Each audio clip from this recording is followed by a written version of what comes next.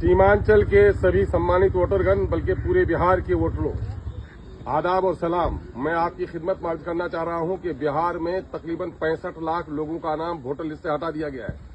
ये 65 lakh election commission का दावा है कि ये वो लोग हैं जो लोग मर गए हैं, जिन लोगों की डबल एंट्री थी, जो लोग शिफ्ट कर गए हैं या जो लोग लापता हैं। अगर उसको आप 65 लाख को आप भागा दे दें 243 विधानसभा सीटों में से, तो तकरीबन 26 से 27 हजार फी सीट होता है एक एक विधानसभा में। लेकिन किशनगंज में हमारा कुछ ज्यादा लोगों का नाम छटा है। अमोर बैसा में हमारे 45,000 लोगों का नाम हटाया गया है। किशनगंज विधानसभा क्षेत्र में 49,000 लोगों का नाम हटाया गया है। कोचाधामन में 30,000 लोगों का नाम हटाया गया है। बहादुरगंज में 31,000 लोगों का नाम हटाया गया है। ठाकुरगंज में 29,000 लोगों का नाम हटाया गया है, जो अनुमान से ज्यादा है। ये जो वोटर लिस्ट अभी आपके बीएलओ के पास आया है, इसमें आपका नाम चढ़ गया है, तो इससे आप संतुष्ट और मुतमईन मत हो जाइए। ये प्रारूप है, इसको कहा गया है ड्राफ्ट रोल है। ये है कि आप जिंदा हैं, आपने अपना नाम चढ़ा लिया है। 2003 के हवाले अगर आपने दे दिए हैं वोटर लिस्ट के, काफी नहीं है।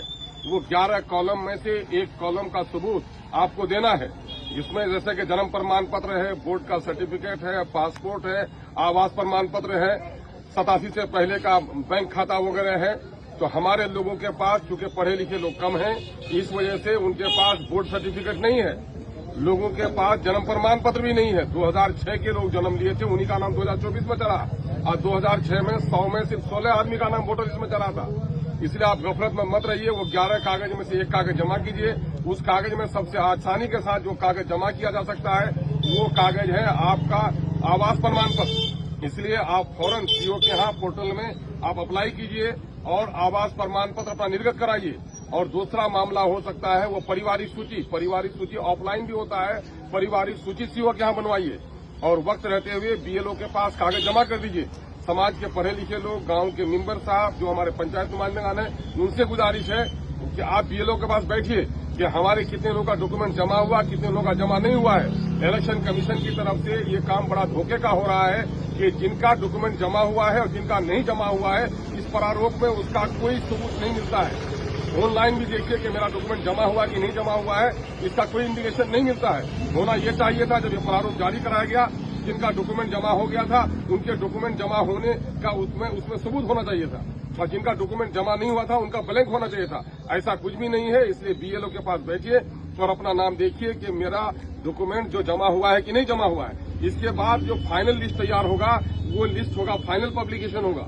फाइनल पब्लिकेशन में मुमकिन है कि आज 1,45,000 का नाम हटा है, और अगर लोग डॉक्यूमेंट जमा नहीं कर सकें तो इनकी तादाद 2,45,000 भी हो सकती है। इसलिए उस वक्त अगर आपका नाम छूट जाएगा तो उसके बाद फौरन इलेक्शन का डिक्लेरेशन होने वाला है। आचार संहिता लागू होने के बाद आप अपना परमाना लेके फिरिएगा, आपका नाम नहीं चढ़ेगा।